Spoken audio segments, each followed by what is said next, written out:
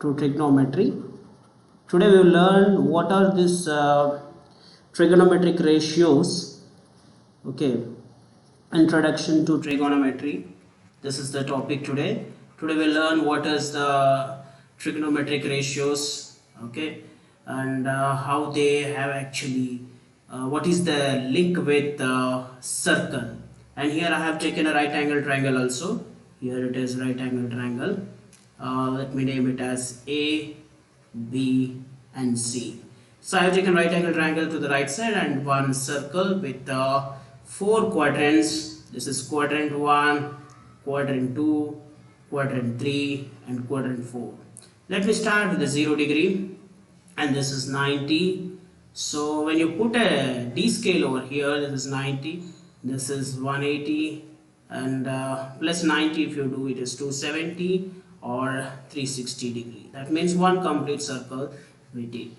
Let us consider there is a point in first quadrant and join this point P with origin. Means you can join something like this. You can use a scale to join like this.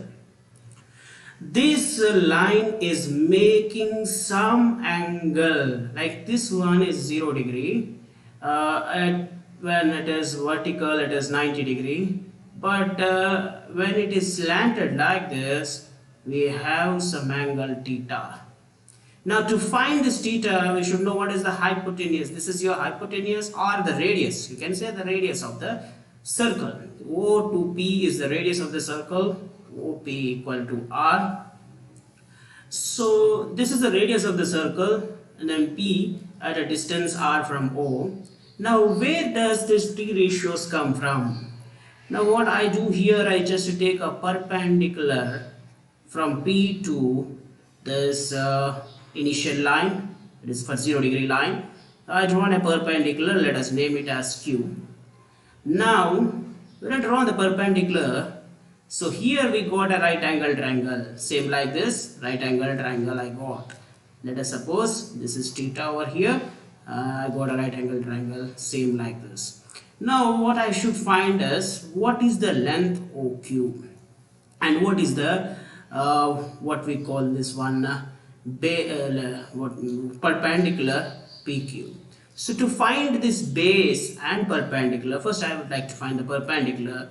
So they say perpendicular by what is needed, what you have here, hypotenuse in this right angle triangle is given as a ratio sine theta. They have named it as sine theta.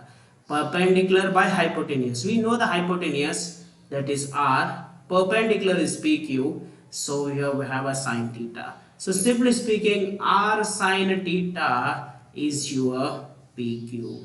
This side is R sine theta. What about the base?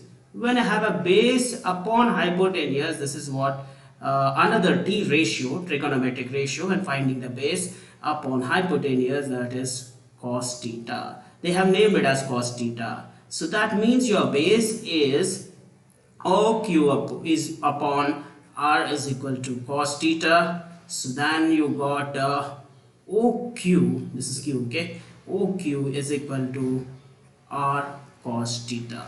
So you got the point on the circle. This is a coordinate system. If suppose every point is having 2 coordinates, your first coordinate, that is x coordinate, is R cos theta, y coordinate is R sin theta. So point on circle, very important to note, point on circle P is R cos theta comma R sin theta. So always this point on circle have in cos and sine terms. This is parametric. Now I come here. Well, this is a right angle triangle. From the circle also we got the same.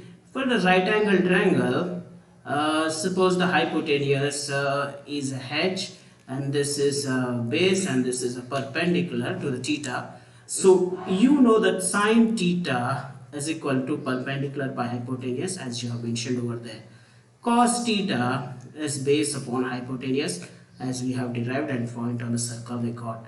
When we do the division of these two, sine upon cos, and we do the division of these two, perpendicular by base is your sine upon cos, and that is given as tan theta.